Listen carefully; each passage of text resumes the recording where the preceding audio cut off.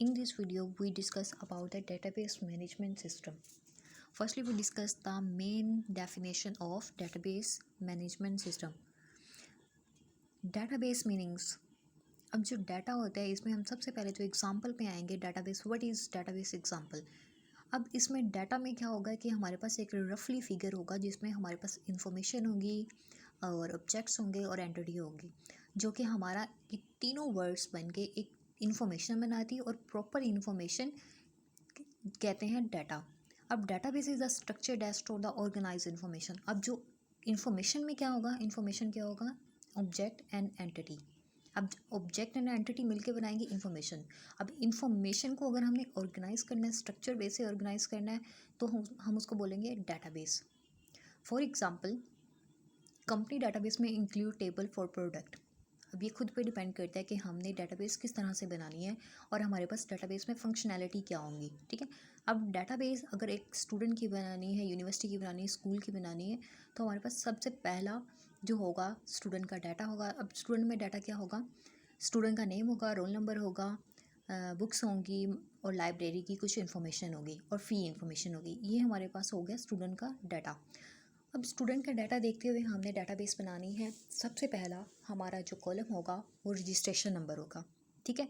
Registration number के बाद हमारे पास नेम होगा, फादर नेम होगा और CNSA नंबर होगा. देन ये हमारे पास क्या होगा, इन्फॉर्मेशन है. ठीक है, रफली इन्फॉर्मेशन. अब जब हमने कॉलेज की, यूनिवर्सिटी की हमने डाटाबेस बनानी है, रफली इन्फॉर्मेशन को हमने सबसे पहले उसको ऑर्गेनाइज करना है डाटाबेस में बनाते हुए.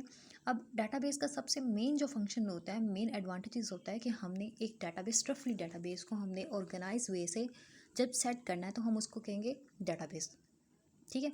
अब स्कूल की डाटाबेस की फंक्शनैलिटी अलग होंगी, हॉस्पिटल की अलग होंगी और पुलिस स्टेशन की अलग होंगी. ठीक है. ये कुछ क्राइटेरिया होते हैं हमारा डाटाबेस को अरेंज करने का. अब ये तो नहीं कि हमारे पास जो स्टूडेंट होंगे वो हॉस्पिटल में भी स्टूडेंट होंगे. ठीक है. स्टूडेंट तो नहीं ना होंगे हॉस्पिटल में, हमारे पास क्या होगा, पेशेंट होंगे, स्टाफ होगा. तो ये कुछ फंक्शनैलिटी जो कि हमने कॉलम और रोज़ में ऐड करनी पड़ती हैं. और कुछ फंक्शनैलिटी में क्या होता है, ऑपरेटर्स भी हम डिफ़ाइन करते हैं कि ये हमारे पास डाटाबेस यूज़ हो रही है और इसके ऑपरेंड और ऑपरेटर्स हमने किस तरह से यूज़ करने हैं. अब एक ही डाटाबेस को अगर हम उसको ऑपरेशन, डिफरेंट ऑपरेशन परफॉर्म कर सकते हैं. अब ऑपरेशन किस तरह से होते हैं कि हमने एक डाटाबेस बनाई, उसमें डाटा ऐड किया, तो उसको बोलेंगे ऐड डाटा. ये सबसे पहला ऑपरेटर हमारा डाटाबेस का है. देन डाटा ऐड हो गया. ठीक है. उसके बाद अगर हमने डाटा डिलीट करना है, डिलीट भी कर सकते हैं. सपोज कि अगर स्कूल और कॉलेज का ही डाटा हमारे पास है और इसमें से कुछ लोग या कुछ स्टूडेंट्स रिज़ाइन कर चुके हैं, स्टाफ रिज़ाइन कर चुका है, तो हमने उसको डाटा को रिमूव करना है, तो हम एक जस्ट क्यूरी डिलीट की ऑपरेशन परफॉर्म करेंगे. अब यहाँ पे ऑपरेशन भी बोल सकते हैं, क्यूरी भी बोल सकते हैं. हमने डाटाबेस में एक क्यूरी परफॉर्म की कि डाटा ये हमारे पास डिलीट हो जाए, तो वो डाटा डाटाबेस में डिलीट हो जाएगा. अब थर्ड हमारे पास क्या आ रहा है, अपडेट. अपडेट का क्या मतलब होगा कि हमारे पास 1 to 100 स्टूडेंट का डाटा है.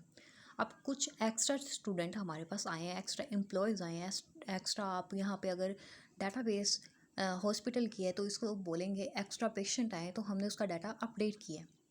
ठीक है. अब जैसे पेशेंट आएगा तो हमने उसका पेशेंट नेम लिखना है, जैसे स्कूल में आएगा तो स्टूडेंट नेम लिखना है, अगर हॉस्पिटल में आएगा तो पेशेंट नेम. ठीक है. ये हमारे पास अब हमने करना है, अपडेट करना है. तो जस्ट हमने SQLite में हमने जस्ट क्यूरी पुट की, अपडेट की, तो हमारे पास डाटा अपडेशन फॉर्मेट में कंप्लीट हो जाएगा. Then we create database. For operators हमारे पास क्या होगा कि हमने डिलीट करना है. अब सबसे पहला था हमारे पास एंटर डाटा, जिसको हम बोल सकते हैं क्रिएट डाटा. ठीक है. Create data, read data, update data and delete data, जिसको हम बोलते हैं क्रेज सिस्टम.